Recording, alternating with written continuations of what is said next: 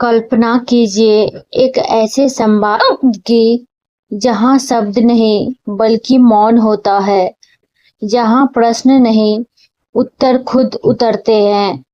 आत्मा है राजा जनक, जो भौतिक वैभव और ज्ञान के शिखर पर थे। एक दिन अष्टावक्र से पूछते हैं, गुरुदेव, यह माया क्या है?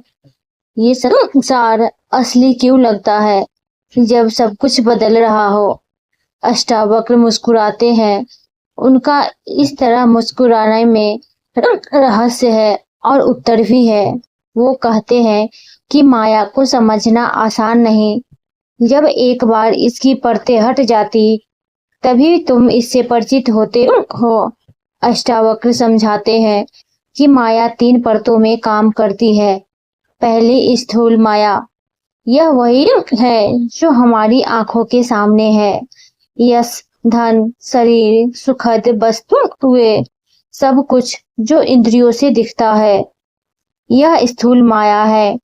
राजा जनक तो चौंकते हैं, लेकिन गुरुदेव, ये सब तो प्रत्यक्ष है, इसे कैसे माया कहे?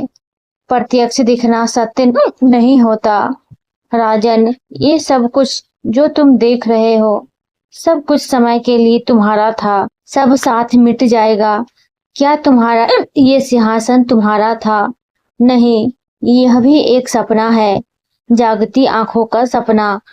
जनक की आंखें नम हो जाती है। वो महसूस करते हैं कि जो उन्होंने अपना समझा था, वो तो सिर्फ दिखावा था।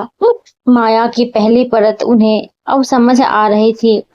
इसके बाद वो ले आते हैं दूसरी परत की ओर, जो है सूक्ष्म माया की ओर। यह वह परत है जो हमारे भीतर बढ़ती है। इच्छाएं, भय, घृणा, मोह, अहंकार, ये सब सूक्ष्म माया है। परंतु राजा जनक कहते हैं, ये सब मन के भाव है। क्या मन ही मेरा नहीं?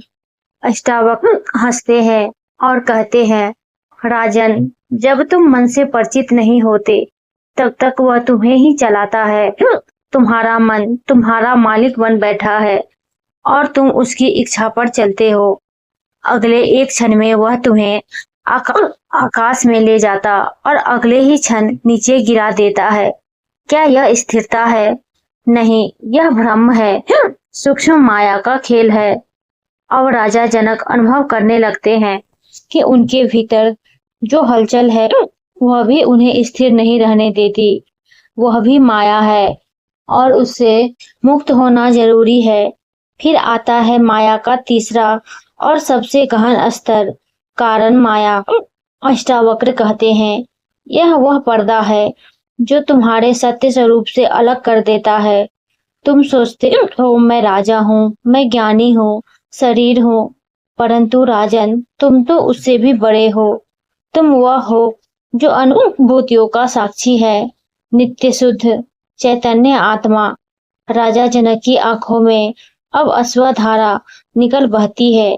वो पूछते हैं, गुरुदेव, यह अज्ञान प्रथावी कैसे हो गया? अष्टावक्र कहते हैं, क्योंकि तुमने इसे सत्य मान लिया। जैसे रस्सी में सांप दिखता है, वैसे ही तुम अपना स्वरूप को भी मन मान लिया। बस यही भ्रम है। अब जनक की आंखों में स्पष्टता उतरती है। वो पूछते हैं, तो क्या ज्ञान को जान लेने से मुक्ति मिल जाती है?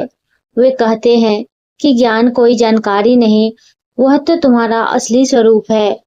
एक बार जब तुम जान लो कि तुम मन नहीं, शरीर नहीं हो, तुम कर्मों के फल नहीं हो, तब स्वतः ही मन के सारे बंधन टूट जाते हैं। राजा जनक कहते हैं, पर गुरुदेव, ये संसार तो इतना वास्तविक लगता है। जब भूख लगती है तब दुख होता है, जब अपमान होता है तब कैसे इसे स्वप्न कह दे? तब अष्टावक्र कहते हैं, क्या तुमने स्वप्न में इसे कभी रोते देखा है? उस समय सब कुछ सच्चा लगता है, पर जागने पर मालूम होता कि यह सब केवल मस्तिष्क की रचना है। यही संसार है, एक लंबा स्वप्न। तब जनक पूछते हैं, तो क्या मुझे राजपाट छोड़कर वन में जाना चाहिए? अष्टावक्र मुस्कुराते हैं, नहीं राजन, बन जाकर भागना मुक्ति नहीं। संसार में रहकर अपने कर्तव्यों का निर्वाह करते हुए भी तुम मुक्त हो सकते हो। जैसे कमल की पत्ती जल में रहकर भी गीली नहीं होती, वैसे तुम भी निरस्त रहो। जनक अब बदल चुके हैं। उन्होंने समझ लिया था कि अब उन्हें कुछ पाना नहीं, बल्कि उन्हें उस भ्रम को त्यागना। वीडियो अच्छी लगी तो लाइक, शेयर एंड चैनल को सब्सक्राइब करें।